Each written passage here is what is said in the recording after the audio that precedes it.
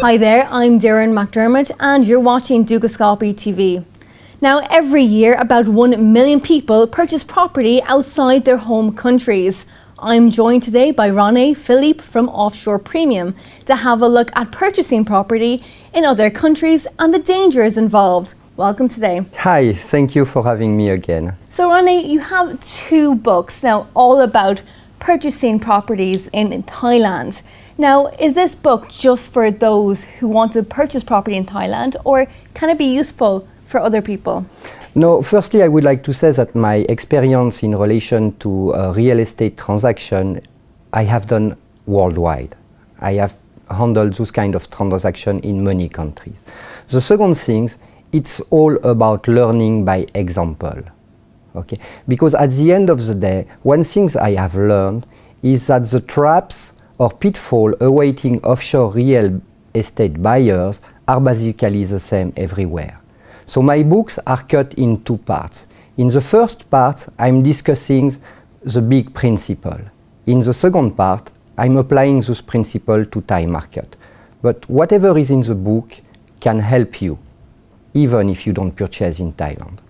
Now, Rene, you distinguish the real estate offshore buyer in 2 categories. What categories are these? Actually, there are more than 2. Okay. You have users versus non-users or investor. You have buyer of apartment versus house buyers. Then you have high-end buyers versus low-end buyers. But my experience shows me there is only one category that matters. It's fortunate buyers versus unfortunate buyers.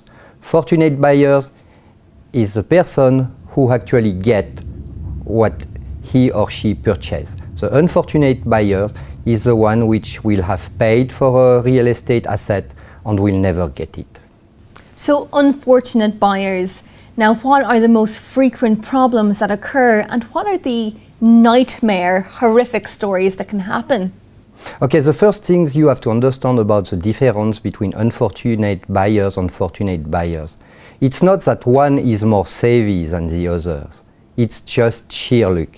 Because most people purchasing offshore real estate don't take the basic precaution before to purchase. About horror stories, I have a few. The first one, the buyer which is purchasing land without checking whether there is actually a title deed for this land and end up with squatter rights. The second one, the person which is purchasing a land without checking zoning regulation. So you own a land but you cannot build on it. Another case, the person which is buying a property without checking whether the seller is the owner. In this case, if you really want the property, you will have to pay it twice.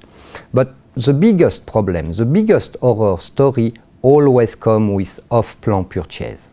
The worst case I have seen was in Koh Samui in Thailand, where 200 buyers purchased from a would-be developer which started several projects at the same time. The would-be developer failed. The cumulated loss of the buyer was like $30 million.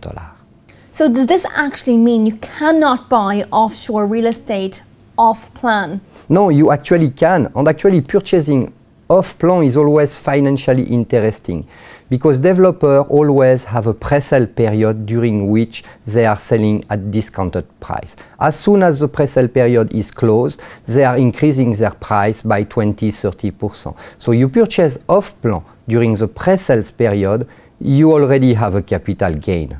But the thing is you have to purchase from the right developer. So how would I know if the developer is actually safe? Is there some sort of special method, Rene? Yes, actually there is. It's something I developed after the Koh Samui disaster. It's called the Rene Philippe developer test. Sorry for this, but I designed it. It's a simple scorecard. It's a scorecard which is based in 5 criteria. And these criteria are easy to check. The first criteria is type of company. The second criteria is capitalization. The third criteria is longevity. The fourth criteria is experience. And the 5th criteria, schedule of payment. Why do these criteria matter? It's very simple. Type of company. It's easier to set up a private limited company than to set up a public limited company. A company is quoted on the stock exchange, it means that it's serious, it has the way to finance itself, it's transparent. The second criteria is longevity. Why does it matter? It matters because it's always better to do business with a long-time established company than with a startup. But the criteria of longevity, always check it in relation with experience. Why does experience matter? Because you have to check whether a developer has already handled project. And not only handled project, but completed project. Another criteria is capitalization. I mean, you cannot develop a $10 million project with a 50,000 paid up capital. Okay? And finally, the real criteria, the most important, it's the schedule of payment. Because in most countries, the top developer have a schedule of payment which is as follows. A small reservation deposit, then 20% of the purchase price. Then, over a 24 months period, which is in general the period to construct the project, they will ask you monthly payment for 30% of the price. So, with a top developer, the schedule of payment, you will still have 50 or 60% to pay when the property is completed, when we are ready to do the transfer of property. But what I call first-time developer or small developer will have a schedule of payment where by the time the property is built, you only have 10% to pay. And what does it mean? It means that the developer is financing the project out of the pocket of its customer. So either the developer will sell in-house unit to build the project, either he will not and he will fail. So basically, you can choose to purchase from a top developer and you will be safe. Or you will take the risk to purchase from a first-time developer, but you will be purchasing against the odds.